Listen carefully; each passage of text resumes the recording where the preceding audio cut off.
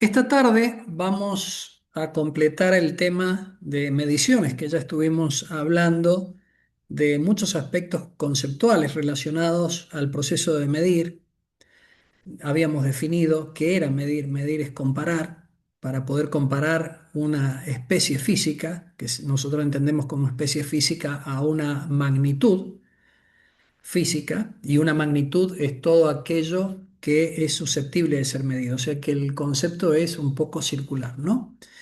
Pero decía, para poder medir una especie física, por ejemplo, una longitud, yo necesito un patrón, porque medir es comparar. Entonces tengo que comparar la especie en la cual estoy interesado con algo de la misma especie y que se define como patrón. Cuando digo se define, es que se establecen condiciones preacordadas, convencionales, en donde nos ponemos de acuerdo, inclusive a nivel internacional, por eso Sistema Internacional de Unidades, para que los patrones de medida, estoy citando como ejemplo a la longitud, pero podríamos tomar un tiempo, una masa, etcétera, estén debidamente definidos estos patrones de medida que nos van a servir como elemento de comparación para justamente establecer las medidas de la misma especie que nosotros estamos pretendiendo cuantificar, estudiar, analizar, etcétera. Entonces, resumen, medir es comparar, pero para comparar, sea la especie que sea la magnitud física que sea, yo necesito un patrón de medida. Y el patrón de medida es estrictamente definido bajo condiciones muy estrictas de definición, es convencional y aceptado internacionalmente. Entonces, el sistema internacional de unidades es un sistema que prácticamente está vigente en todo el planeta. Argentina en particular tiene una ley que data prácticamente, no sé si ha sufrido modificaciones, seguramente que sí, no soy especialista en metrología, pero una ley que data del año 1972, donde se creó el CIMELA, Sistema Métrico Legal Argentino, donde nuestro país adhería al Sistema Internacional de Unidades.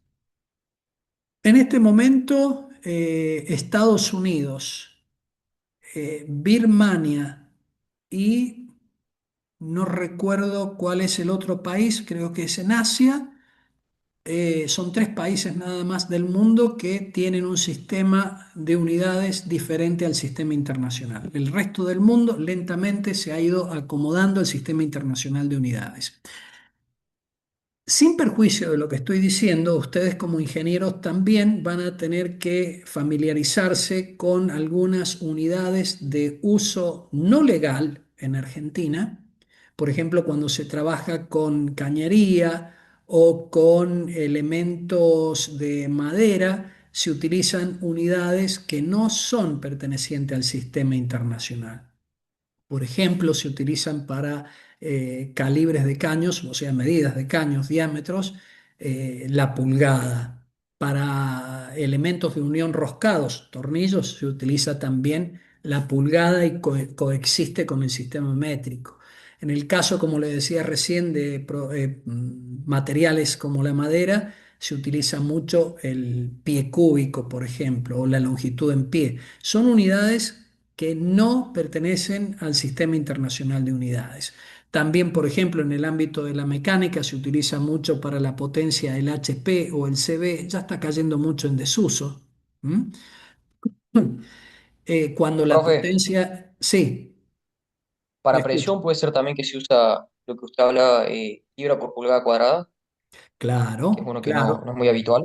No es muy habitual, pero cuando vos vas a, gracias Bien, por la observación, pero cuando vos vas a una gomería vas a encontrar que al neumático, por ejemplo, le cargas con una presión de 30, se dice así, libras. Inclusive está mal dicho, porque son claro, libras por pulgadas por pulgada cuadradas, cuadrada. que en inglés Sí, el acrónimo es PSI, Pound Square Inch, libras por pulgadas cuadradas. exactamente. Pero fíjate, Tomás, gracias por tu Sí, observación, tu ejemplo, no se me había ocurrido eso. Fíjate que ese tipo de presiones, que inclusive nosotros, yo trabajo en mantenimiento de máquinas viales y nosotros trabajamos en la praxis, justamente con ese tipo de unidades para presiones, ¿sí? En hidráulica se trabaja con bares como unidad de presión. En meteorología probablemente todavía tengan el uso para la presión en atmósferas, cuando en realidad la presión como unidad que corresponde utilizar dentro del CIMELA y que estamos dentro del sistema internacional es el Pascal. ¿Mm? Por otro lado, permítanme que me están haciendo una consulta. Mm. Andrés me dice que le repita qué es medir. Abro paréntesis con lo que estaba comentando. Andrés, medir es comparar. Te lo repito, medir es comparar. Y la ingeniería básicamente se centra en procesos de medición. O sea que la medición es un tema central dentro de la ingeniería. Cierro el paréntesis y vuelvo con lo que estaba comentándoles. Eh, Así existen muchas unidades que están por fuera del sistema internacional y les comentaba que ustedes como ingenieros tienen que conocerlos para que puedan poseer un lenguaje de comunicación con el ámbito técnico donde el sistema internacional todavía no haya ganado el terreno que merece y que debe ganar. Pero como ingenieros sus informes técnicos deben, y es obligatorio legalmente hablando, que estén presentados como corresponde, hay una metodología para ello, y con unidades del sistema internacional. ¿Mm?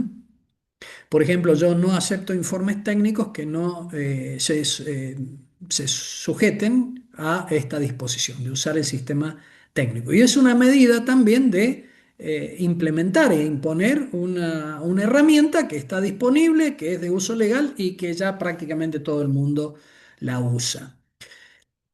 Estados Unidos, por ejemplo, utiliza un sistema, le llaman anglosajón, sistema inglés de unidades. Ya estuvimos hablando respecto de unas magnitudes. Voy a dar como ejemplo otra, la velocidad, millas por horas, por ejemplo, en Estados Unidos, cuando nosotros expresamos las velocidades en kilómetros por hora, ¿sí?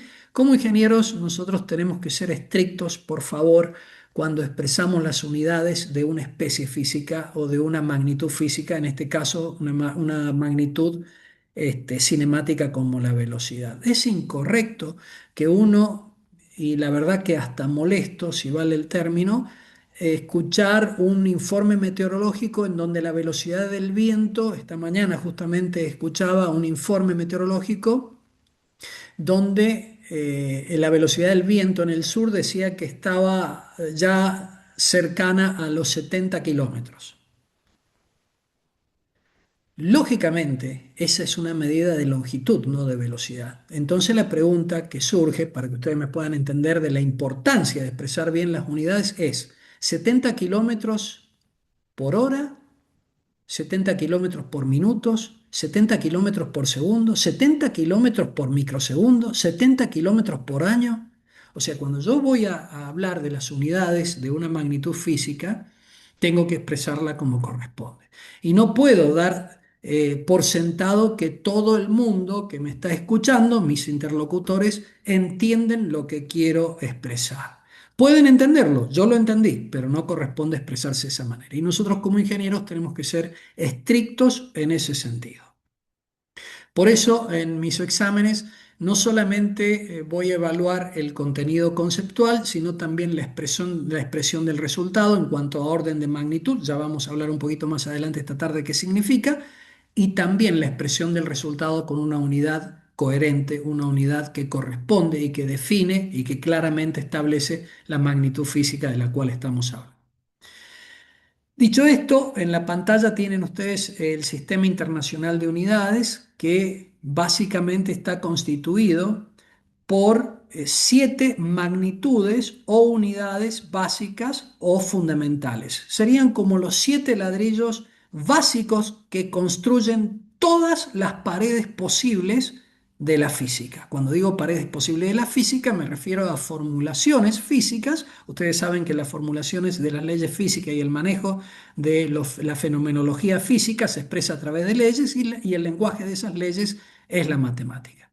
Bueno, se utilizan distintas magnitudes, que se denominan magnitudes derivadas. ¿Por qué derivadas? Porque provienen, devienen, son consecuencia de una combinación por medio de expresiones matemáticas de estas 7 unidades, o más que unidades, voy a decir de estas magnitudes, hablemos con propiedad, magnitudes fundamentales, longitud, masa, tiempo, lo tienen en pantalla. Las unidades son las que corresponden en el sistema internacional para estas magnitudes. Por ejemplo, para la magnitud tiempo, la unidad es el segundo.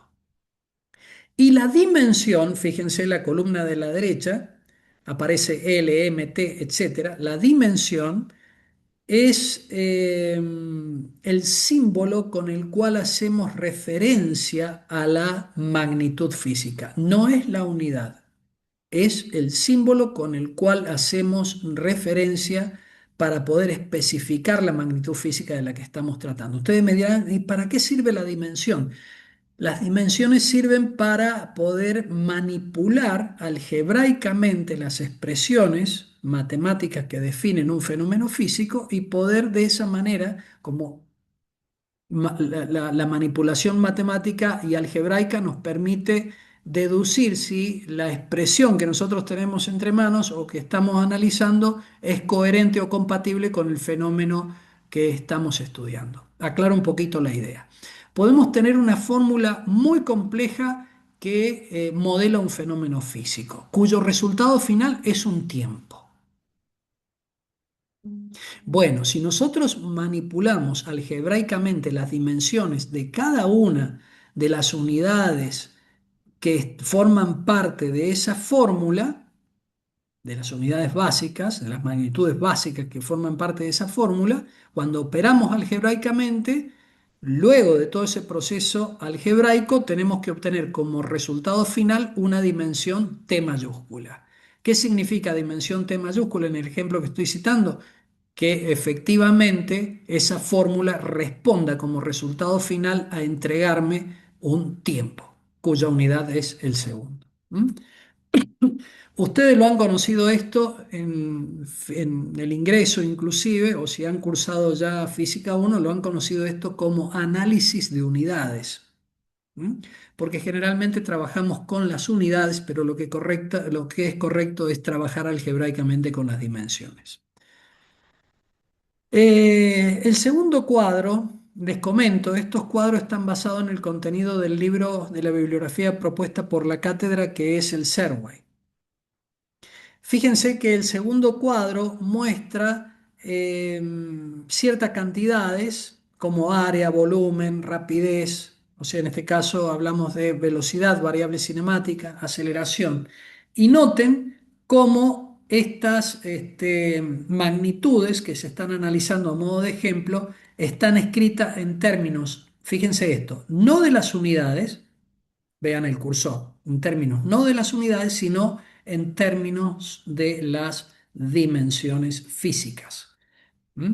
Por ejemplo, para la rapidez, nosotros sabemos que la rapidez se define como una magnitud de longitud repartida o dividida en una magnitud de tiempo. Es decir, cómo cambia la posición de un móvil a medida que transcurre el tiempo, y ese concepto, esa idea de cambio de posición en el tiempo, nosotros la definimos como velocidad, o rapidez en este caso.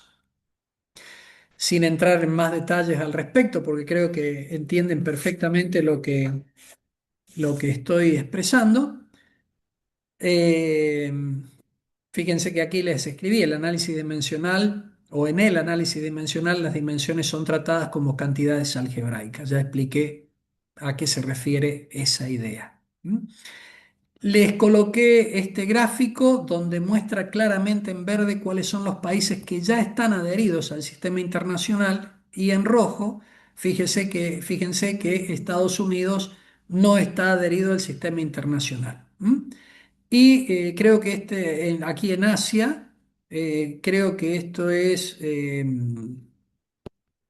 no recuerdo el nombre de este país en Asia, y hay uno en África que me parece es Birmania, que no están adheridos, actualmente al Sistema Internacional de Unidades. ¿Mm? El cuadro que sigue muestra el sistema inglés de medidas. Sobre esto no voy a profundizar porque les voy a pasar el archivo o ya se los envié el archivo, ustedes lo van a poder ver, cómo en el sistema inglés la longitud, el peso, que en realidad yo no hubiera puesto peso aquí, hubiera colocado fuerza, por ejemplo, ¿no? Porque el peso es una fuerza. Pero bueno, la longitud, el peso, el volumen, fíjense las unidades que se utilizan con las abreviaturas para hacer referencia a ellas y las equivalencias entre sí para hacer pasajes de unidades. Y luego el segundo cuadro muestra la relación que hay entre este sistema inglés de unidades y el sistema métrico decimal. ¿Mm? Un tema que no hablé la semana pasada está referido a las cifras significativas. ¿Mm? Cuando uno en laboratorio o en la práctica de la ingeniería, sobre todo en ingeniería mecánica, por ejemplo, realiza mediciones y tiene que expresar resultados, la pregunta que surge es ¿cuál es el número? Generalmente ustedes dicen cuántos decimales utilizamos. Y el tema de los decimales a utilizar tiene mucho que ver con las cifras significativas que vamos a justamente utilizar para expresar un resultado. ¿Mm?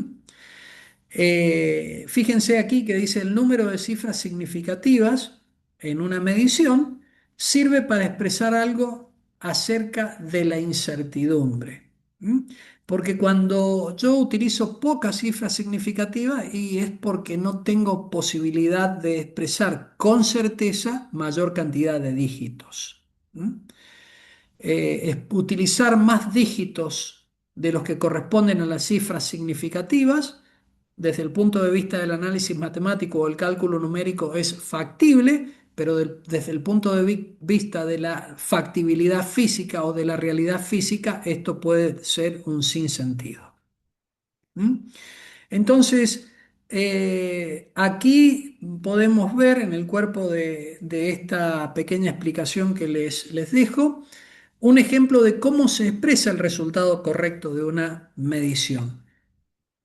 Noten que el resultado correcto de una medición es un primer dígito, un primer número que hace referencia a un valor que nosotros estamos informando, por ejemplo, una longitud, un diámetro, una temperatura, un tiempo, etcétera, pero acompañado de un más menos.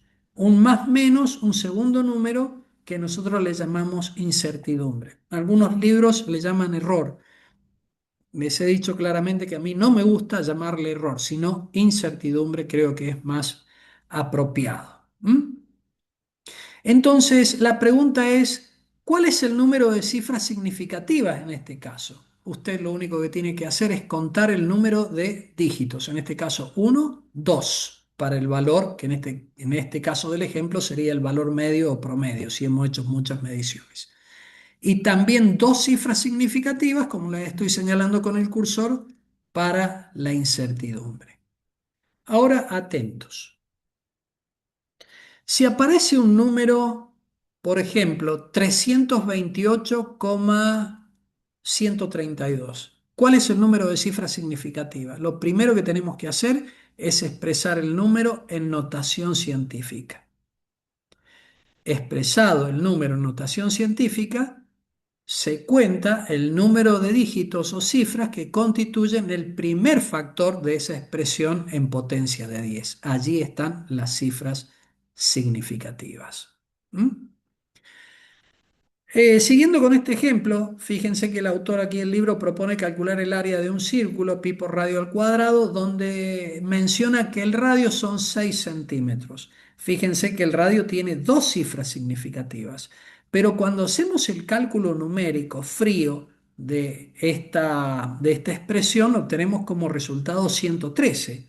Ahora la pregunta que yo hago es, ¿cuántas cifras significativas tiene ese resultado? Atentos. Dije que tenemos que expresar este número en notación científica. Este número escrito en notación científica sería 1,13 por 10 al cuadrado. Entonces, 1,13 por 10 al cuadrado, me concentro en el primer factor, 1,13, no en la potencia de 10, en 1,13, y cuento cuántos dígitos tiene el 1,13. Y tiene tres dígitos, o sea, tres cifras significativas. Pero, pero, aquí abajo dejo una regla, el resultado no puede tener más cifras significativas que el dato que yo estoy utilizando. Vamos a dejar de lado pi, que el dato que yo estoy utilizando, que en este caso es el radio, que vale 6,0. Si el radio tiene dos cifras significativas, el resultado no puede tener tres cifras significativas, tiene que tener dos. Entonces vamos a redondear. 1,13 redondeado a 2 por 10 a la 2, redondeado a dos cifras significativas sería 1,1. Voy a truncar el número aquí. Como el valor numérico que está a la derecha del truncamiento es menor que 5, lo dejo como está. 1,1 por 10 a las 2. Entonces ahora sí, 1,1 está constituido por dos dígitos, o sea, dos cifras significativas, que es el mismo número de cifras significativas que el dato, que el radio, que en este caso era 6,0. Otro detalle importante.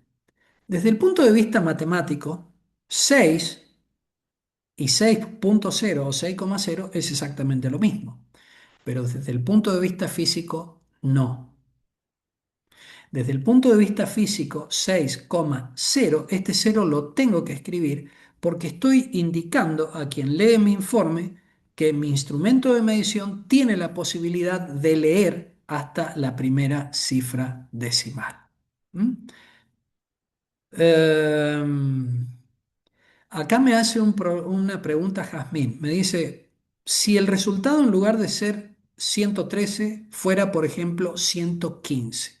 Bueno, en ese caso yo tengo que truncar el número en dejarlo con dos cifras significativas, o sea, tengo que eliminar el 5. Pero cuando yo hago el corte en 1,1, cuando hago el corte después del 1, de la parte decimal, fíjense que a la derecha tengo un 5. Entonces, cuando el primer dígito a la derecha del corte es 5 o mayor a 5, le sumo uno al valor que está a la izquierda del corte. En este caso yo tendría que informar, Jazmín, 1,2 por 10 a la 2. ¿Se entendió? O sea, hago un truncamiento, un corte del número propuesto. Ese truncamiento es un redondeo a dos cifras significativas, entonces el resultado sería 1,2, porque el corte lo hago entre el 1 y el 5 y el número que está a la derecha del corte es 5. Valentino, te escucho.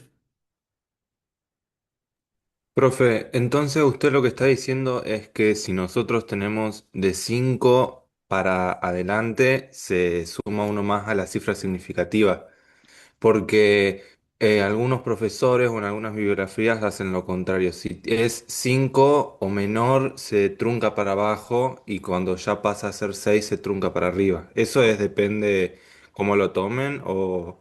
Sí, en este caso es un criterio profesional de cómo te lo ha explicado el docente. No estoy en contra de eso. Yo lo que he observado en la práctica y en la bibliografía es tomar el 5 inclusive, o sea, 5 o mayor que 5, redondeo sumándole uno al número anterior.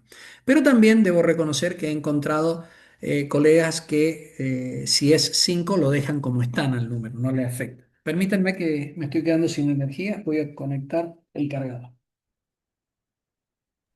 Gracias, profe.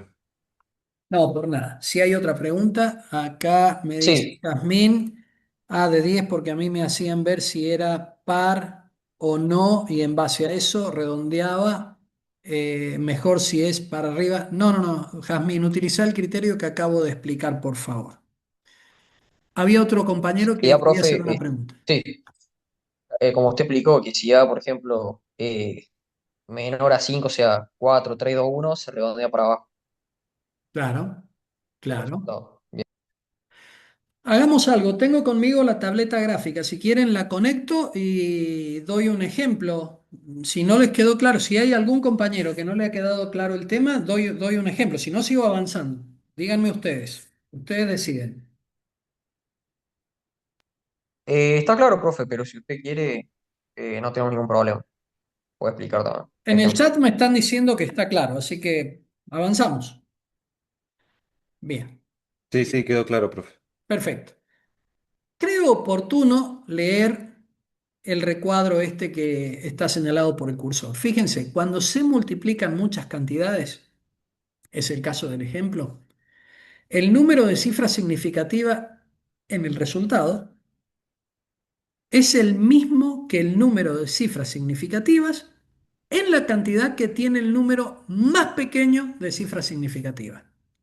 En otros términos, cuando yo multiplico, por ejemplo, cuatro o cinco números, se llaman factores. Bueno, de esos, digamos, cinco factores, yo me fijo cuál es el factor que tiene menos cifras significativas. Ese factor con menos cifras significativas me va a regir o me va a mandar el resultado. El resultado tiene que tener el mismo número de cifras significativas que el número de cifras significativas que tiene el menor número dentro de los factores intervinientes. ¿Se entiende? Eso responde a un criterio práctico que sería el siguiente. El resultado no puede tener más cifras significativas que el dato que es más precariamente obtenido. ¿M? Ese sería, en términos, digamos, sencillo, el explicar el por qué se utiliza esta regla. Me están haciendo otra pregunta. Um, bueno, no viene al caso la pregunta sobre el trabajo práctico laboratorio. Estamos ahora en otra cosa. Por favor, con Santiago Casís, mi ayudante. Gracias. ¿Qué pasa cuando multiplicamos o dividimos? Cuando multiplicamos ya lo expliqué, cuando dividimos el mismo criterio. Ahora, ¿qué pasa con la suma y la resta? Cuando los números se sumen o se resten, el número de lugares decimales, ahora ya no hablamos cifra significativa, el número de lugares decimales en el resultado debe ser igual al número más pequeños de lugares decimales de cualquier término de la suma. Creo que es por demás clara la definición. ¿Sí? Aquí les agregué un cuadro de conceptos y principios que habla del análisis dimensional y de las cifras significativas, pero no lo voy a leer, se los dejo para ustedes porque no hace más que aclarar lo que ya he venido hablando. Mediciones. Fue con lo que arrancamos la clase de hoy, ¿no es cierto? Medir es comparar una especie. Yo le puse magnitud física cuando me refiero a especie, con un patrón previamente definido, pero que tiene que ser de la misma naturaleza, de la misma especie. ¿M? No, Ana, quédate tranquila, no hay problema. No es que no te quiera responder, no hace falta disculparse. No es que no te quiera responder, sino que no quiero salir del eje de la clase. Y si te respondo, nos vamos para otro lado. Y además, he dicho claramente que el tema de las comunicaciones y decisiones respecto de los trabajos de laboratorio, parcial y demás, lo voy a comunicar a través de mi ayudante de cátedra, ¿sí? Chicos, una magnitud física es cualquier propiedad o atributo o fenómeno en un sistema físico que puede ser medido. ¿Mm? Todo aquello que puede ser medido es una magnitud física. Doy un contraejemplo para que me puedan entender. El odio, el amor, no es una magnitud física. En todo caso, son manifestaciones del ser en cuanto a la emotividad, pero no tienen la posibilidad de ser cuantificados con un patrón de medida. ¿M? Por lo tanto, no son magnitud física. Pero en una longitud de un tiempo sí lo son, porque nosotros podemos establecer un patrón de medida convencional y luego a una especie de la misma naturaleza compararla con este patrón que es ni más ni menos que medir. ¿M? Y acá pongo algunos ejemplos, de nuevo, longitud, masa, tiempo, etcétera. Un concepto central del proceso de medición es el de exactitud y precisión. Yo quise colocar esta imagen que la bajé de la web, muy clara en sí, que nos da una idea concreta de qué significa exactitud y precisión. Muchas veces, haciendo abuso del lenguaje, nosotros utilizamos los términos como si fueran sinónimos y no lo son. Fíjense, por ejemplo, que aquí está, este gráfico está presentado a modo de como si fuera coordenadas cartesianas, ¿no es cierto? Las flechas indican el sentido en que me tengo que mover en cuanto al crecimiento del concepto que estoy tratando. Traducido es, vamos al eje horizontal. Cuando yo aumento la precisión, para un determinado nivel de exactitud, ya vamos a ver qué es, fíjense lo que sucede. La dispersión de los datos, si esto fuera un blanco y nosotros estamos disparando algún tipo de proyectil sobre ese blanco, fíjense que al aumentar la precisión, ¿qué sucede con los disparos? Se amontonan todos o tienen la tendencia a aglutinarse todos en un punto común. Eso sería la precisión. Ok. ¿Qué sería precisión? Tener valores todos muy justos en el mismo lugar, desde el punto de vista numérico, muy cercanos a un único número. ¿Qué sería una precisión baja? Tener valores dispersos. Por ejemplo, resultado en una medición que son muy dispares, muy disímiles entre sí, muy separados entre sí. Números muy grandes y muy pequeños. ¿Qué sería una mayor precisión? Números muy cercanos a un determinado valor. Si yo calculo el promedio, los valores de mis mediciones están muy, muy amontonados, muy cerca del promedio, cuando tengo alta precisión. Ahora, alta precisión no significa alta exactitud. Vamos al eje vertical, el de la exactitud. Miremos el gráfico inferior de la primera columna comparado con el superior. Fíjense, cuando yo aumento la exactitud, ¿qué sucede con los valores? Tienden también a agruparse, pero a diferencia del gráfico que estoy señalando en la parte inferior derecha, no se agrupan en cualquier lugar. Tienen una tendencia a agruparse, pero agruparse en el lugar adecuado donde yo pretendo que se agrupen, que en este caso de efectuar disparos es en el centro. ¿Mm? Eso es la exactitud. Ahora, si yo combino el concepto o idea de exactitud que acabo de mencionar con el de precisión, vamos a analizar el gráfico de la segunda columna en la parte superior que estoy señalando con el cursor. Fíjense que alta precisión indica que los valores se amontonan todos, están muy próximos entre sí, pero a su vez elevada exactitud hace que esos valores no caigan en cualquier lugar, sino que caen exactamente en el punto de referencia, si estoy hablando en este caso de los disparos, que es el centro del blanco. ¿Sí? Fíjense que en este gráfico que estoy señalando con el cursor tengo una elevada exactitud, una alta exactitud y una alta precisión. En cambio, en el inferior tengo una alta precisión, pero no es exacto. ¿Mm? Dos conceptos centrales del proceso de medición, muy importantes para el examen este gráfico. Agregué una segunda imagen que no viene más que aclarar la primera que ya estuvimos analizando y que la dejo para que ustedes la vean por una cuestión de tiempo. Chicos, exactitud, la definición, proximidad al valor objetivo. Veamos el gráfico. Aquí hay precisión, pero no hay exactitud, porque no estoy próximo al valor objetivo que es el centro. Aquí hay proximidad al valor objetivo, pero no hay precisión porque hay dispersión, pero por lo menos hay proximidad. Aquí hay proximidad al valor objetivo, exactitud, y también hay precisión, los valores se amontonan en ese punto. Veamos la definición de precisión. Reproducibilidad o consistencia de los datos entre sí. ¿Qué significa reproducibilidad? Que los datos se reproducen o tienen una tendencia a repetirse. No son exactamente iguales, pero son muy próximos entre sí. Fíjense el dibujo. Precisión. Son datos que tienen la tendencia a reproducirse, es decir, a repetirse. No son exactamente iguales, pero están muy próximos entre sí. Eso es lo que se trata de transmitir como idea o concepto cuando hablamos de reproducibilidad, o en otros términos, consistencia de los datos entre sí. ¿Mm? Veamos un ejemplo contrario. Baja precisión. No hay reproducibilidad en este caso, en este dibujo. Fíjense, aquí tengo un valor medido o un impacto.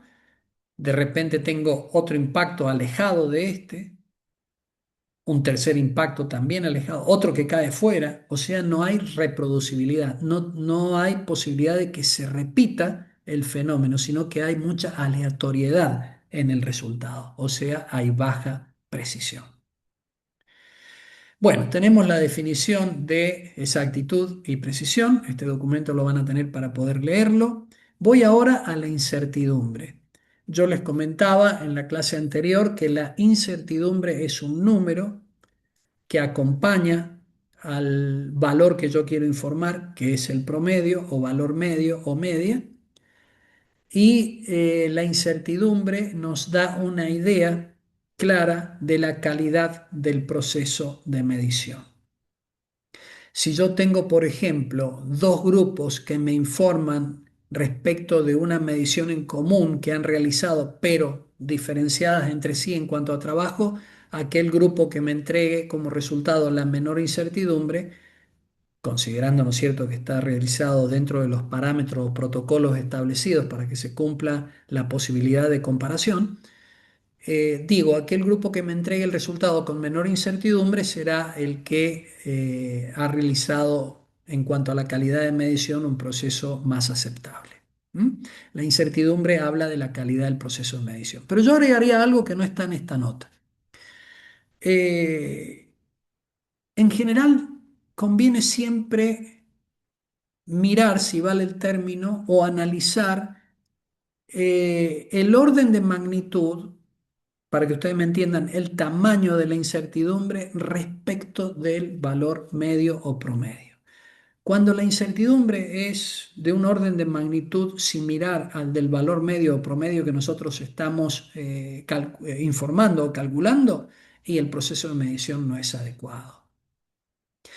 Significa que la incertidumbre es muy grande comparada con el promedio y por lo tanto el proceso de medición puede ser cuestionado o habrá que analizar si esa lectura se acepta o no.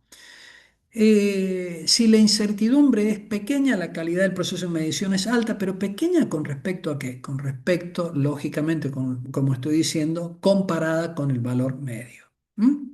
Porque algo tiene que ser pequeño o grande comparado con algo. Y en este caso estoy tomando el valor medio. Esto en términos generales. Comprendan ustedes que hay una rama de la ingeniería que es la metrología que se encarga justamente de tratar todos estos aspectos relacionados con los procesos de medición y no podemos nosotros decir que en una charla de media hora salimos expertos en metrología. Pero sí por lo menos tenemos que irnos con los rudimentos básicos que nos permitan entender qué es un proceso de medición y cuando leemos expresarnos en forma correcta. ¿Mm? El significado de la incertidumbre, esto me gustó porque aquí el autor dice, no es un error. Y por eso a mí no me gusta hablar de errores en los procesos de medición. Si bien los libros de texto, sobre todo los americanos, hablan de error, expresa el resultado y el error, a mí me gusta decir expresa el resultado, que es el valor medio o promedio, y su incertidumbre asociada.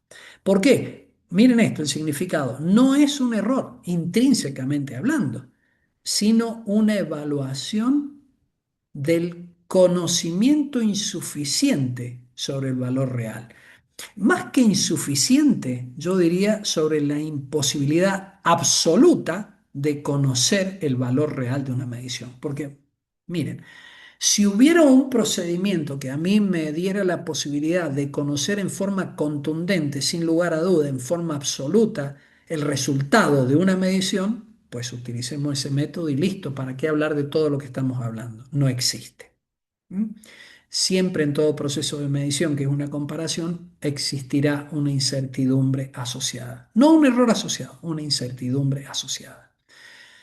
Esa incertidumbre tiene su fuente o su origen en el procedimiento de medición, en el protocolo de medición, sería el procedimiento, en cómo lo efectúo, en las condiciones medioambientales en que se efectúa la medición, en las restricciones que nosotros tenemos para efectuar la medición. A veces hay restricciones de índole física como interferencias que no nos permiten medir en forma adecuada, hay que hacerlo en forma indirecta y eso es una fuente de incertidumbre. Errores de cálculo numérico. Eh, Puede haber como fuente de alimentación de esta incertidumbre la calidad del instrumento de medición puede no ser adecuado, o que el instrumento de medición esté vencido, por ejemplo, no esté debidamente calibrado. Errores atribuibles fíjense que ahora hablo de errores, ¿no? Hay errores atribuibles al operario en cuanto a no procurar realizar el proceso con el debido cuidado que se merece, ¿m? O con desvíos del protocolo de medición. Uno muy común es el error de paralaje.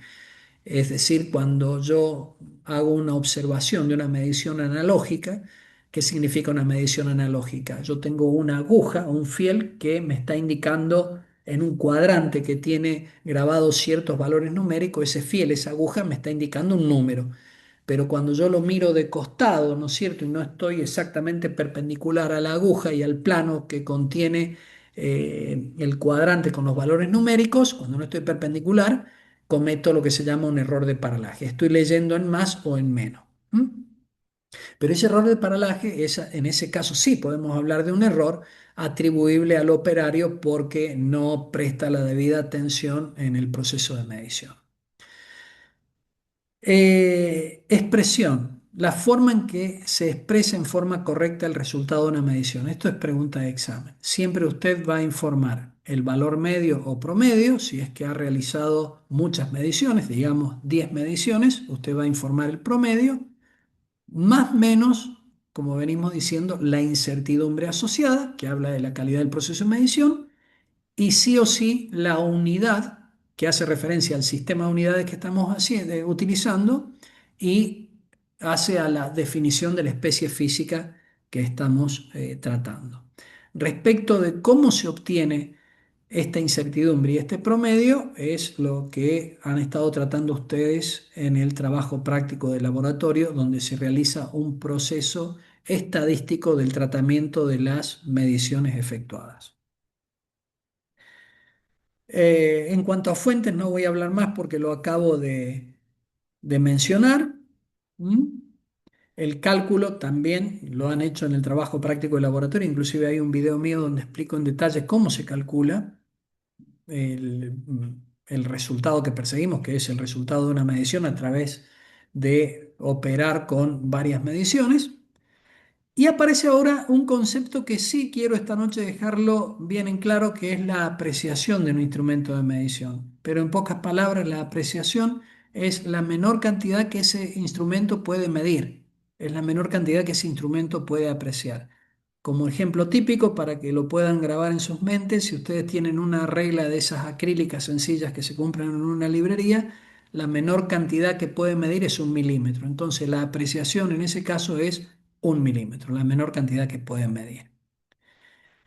Les voy a dejar para que ustedes puedan leer la diferencia entre resolución y apreciación. Una vez más, a veces he notado que se hace abuso del lenguaje como diciendo que la apreciación y la resolución del instrumento es lo mismo, o a veces se hace traducción de libros que están en inglés o en algún otro idioma, el alemán por ejemplo, y se toma como en el proceso de traducción que la apreciación y la resolución es lo mismo, y no lo es. Están relacionados esos dos términos, pero no son lo mismo.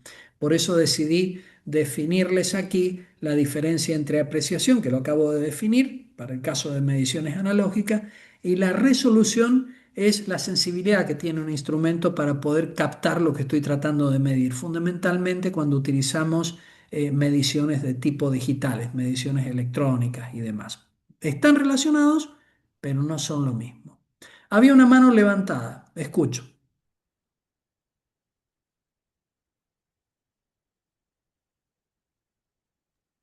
Sí, profe, disculpe, fui yo. Sí, Una consulta. La unidad a la hora de expresar de forma correcta una medición es la unidad de medida que se adoptó o cuál sería la definición de esa unidad, ya sea centímetros, milímetros. claro. Cuando vos colocas la unidad, vamos al ejemplo que estábamos analizando recién. Cuando vos colocas la unidad, estás definiendo con claridad qué sistema de unidades utilizás. En este caso, el sistema internacional. El centímetro es un submúltiplo del metro. ¿Mm? Pero queda claramente especificado cuál es el sistema de unidades que estás utilizando. Por ejemplo, podríamos haber puesto aquí pulgadas. Entonces, entenderíamos ambos que el resultado que está expresado en pulgadas hace referencia a que se está trabajando con el sistema inglés de unidades. ¿Mm? No sé si respondí tu pregunta. Sí, sí, sí, perfectamente. Muchas gracias. Perfecto. Bueno, chicos, con esto yo daría por cerrado el tema de mediciones, junto con lo que estuvimos hablando en profundidad en la otra clase. Si hay alguna pregunta, por favor.